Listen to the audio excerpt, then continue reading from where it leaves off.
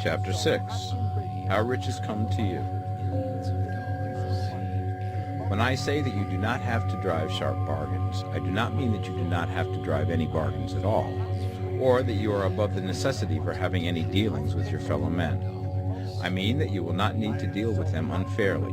You do not have to get something for nothing, but can give to every man more than you take from him. You cannot give every man more in cash market value than you take from him, but you can give him more in use value than the cash value of the thing you take from him. The paper, ink, and other material in this book may not be worth the money you pay for it, but if the ideas suggested by it bring you thousands of dollars, you have not been wronged by those who sold it to you. They have given you a great use value for a small cash value. Let us suppose that I own a picture by one of the great artists, which in any civilized community is worth thousands of dollars.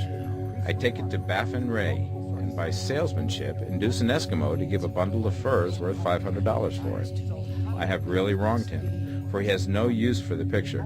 It has no value to him. It will not add to his life. But suppose I give him a gun worth $50 for his furs. Then he has made a good bargain. He has use for the gun. It will get him many more furs and much food. It will add to his life in every way. It will make him rich. When you rise from the competitive to the creative plane, you can scan your business transactions very strictly. And if you are selling any man anything which does not add more to his life than the thing he gives you in exchange, you can afford to stop it. You do not have to beat anybody in business. And if you are in a business which does beat people, get out of it at once. Give every man more in use value than you take from him in cash value. Then you are adding to the life of the world by every business transaction. If you have people working for you, you must take from them more in cash value than you pay them in wages. But you can so organize your business that it will be filled with the principle of advancement, and so that each employee who wishes to do so may advance a little every day. You can make your business do for your employees what this book is doing for you. You can so conduct your business that it will be a sort of ladder, by which every employee who will take the trouble may climb to riches himself, and, given the opportunity, if he will not do so, it is not your fault. And finally, because you are to cause the creation of your riches from formless substance which permeates all your environment, it does not follow that they are to take shape from the atmosphere and come into being before your eyes. If you want a sewing machine, for instance, I do not mean to tell you that you are to impress the thought of a sewing machine on thinking substance until the machine is formed without hands, in the room where you sit or elsewhere. But if you want a sewing machine, hold the mental image of it with the most positive certainty that it is being made, or is on its way to you. After once forming the thought, have the most absolute and unquestioning faith that the sewing machine is coming. Never think of it, or speak of it, in any other way than as being sure to arrive. Claim it as already yours. It will be brought to you by the power of the Supreme Intelligence, acting upon the minds of men. If you live in Maine, it may be that a man will be brought from Texas or Japan to engage in some transaction which will result in your getting what you want. If so, the whole matter will be as much to that man's advantage as it is to yours. Do not forget for a moment that the thinking substance is through all, in all, communicating with all, and can influence all.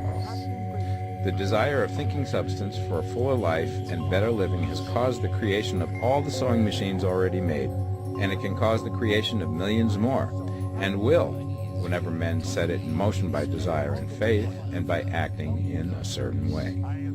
You can certainly have a sewing machine in your house, and it is just as certain that you can have any other thing or things which you want, and which you will use for the advancement of your own life and the lives of others. You need not hesitate about asking largely. It is your Father's pleasure to give you the kingdom, said Jesus. Original substance wants to live all that is possible in you, and wants you to have all that you can or will use for the living of the most abundant life. If you fix upon your consciousness the fact that the desire you feel for the possession of riches is one with the desire of omnipotence for more complete expression, your faith becomes invincible. Once I saw a little boy sitting at a piano, and vainly tried to bring harmony out of the keys, and I saw that he was grieved and provoked by his inability to play real music. I asked him the cause of his vexation, and he answered, "I can feel the music in me, but I can't make my hands go right." The music in him was the urge of original substance, containing all the possibilities of all life. All that there is of music was seeking expression through the child. God, the one substance, is trying to live and do and enjoy things through humanity. He is saying, I want hands to build wonderful structures, to play divine harmonies, to paint glorious pictures. I want feet to run my errands, eyes to see my beauties, tongues to tell mighty truths and to sing marvelous songs, and so on. All that there is of possibility is seeking expression through men. God wants those who can play music to have pianos and every other instrument, and to have the means to cultivate their talents to the fullest extent. He wants those who can appreciate beauty to be able to surround themselves with beautiful things. He wants those who can discern truth to have every opportunity to travel and observe. He wants those who can appreciate dress to be beautifully clothed, and those who can appreciate good food to be luxuriously fed. He wants all these things because it is himself that enjoys and appreciates them. It is God who wants to play and sing and enjoy beauty and proclaim truth and wear fine clothes and eat good food. It is God that worketh in you to will and to do, said Paul. The desire you feel for riches is the infinite, seeking to express himself in you as he sought to find expression in the little boy at the piano. So you need not hesitate to ask largely.